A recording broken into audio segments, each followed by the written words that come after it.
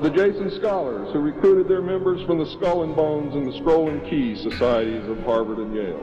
And that was stated verbatim in Operation Majority. The Wise Men were key members of the Council on Foreign Relations. There were 12 members, including the first 6 from government positions, thus majority 12. This group was made up over the years of the top officers and directors of the Council on Foreign Relations and later the Trilateral Commission. Gordon Dean, George Bush, Zbigniew Brzezinski were among them.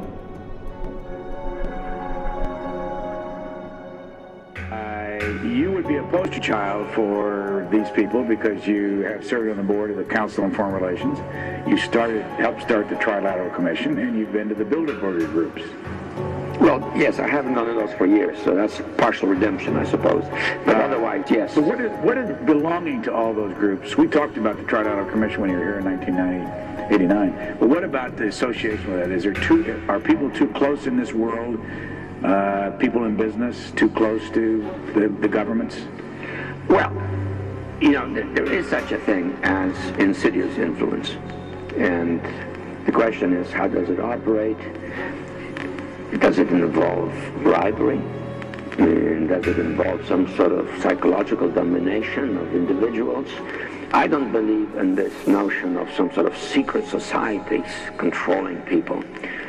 But of course, in any political system, there are sort of over-the-table and under-the-table arrangements. As far as the organizations that you have mentioned, they're all top-of-the-table organizations.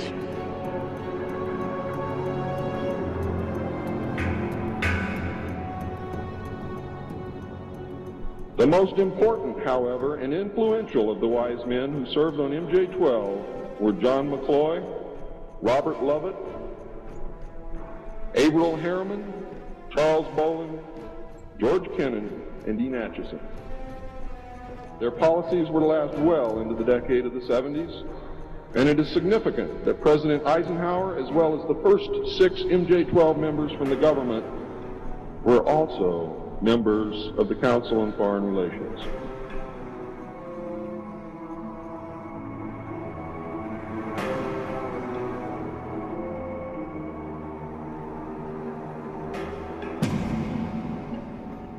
Thorough researchers will soon discover that not all of the Wise Men attended Harvard or Yale, and not all of them were chosen for Skull and Bones or Scroll and Key membership during their college years.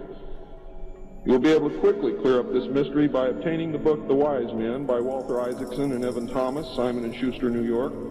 And under illustration number 9 in the center of the book, you will find the caption, "Lovett with the Yale unit, above far right and on the beach."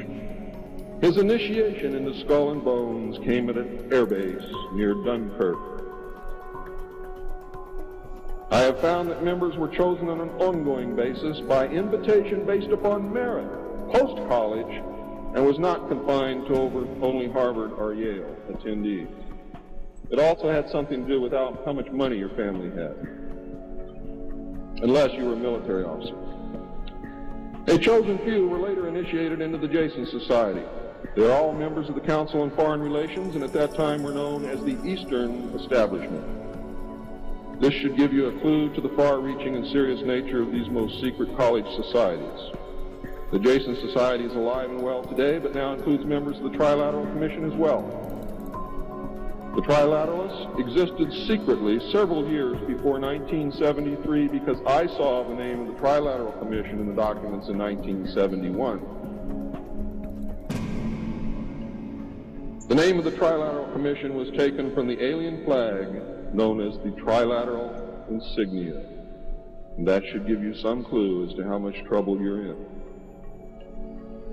Majority 12 was to survive right up to the present day. Under Eisenhower and Kennedy, it was erroneously called the 54-12 Committee, or more correctly, the Special Group. In the Johnson administration, it became the 303 Committee, named after the room that they met in at the White House when they met at the White House. Because the name 5412 had been compromised in the book The Secret Government. Actually, it was not compromised, it was intentionally leaked to explain the purpose of the meeting of these men. so that no one would go looking for NSC 5410 and NSC 5411. I wish you all luck. I hope that you're able to dig it out.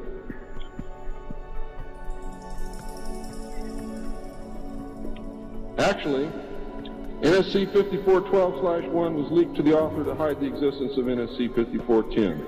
Under Nixon, Ford, and Carter, it was called the 40 Committee, and under Reagan, it became the PI 40 Committee. But over all those years, only the name changed. The positions remain the same.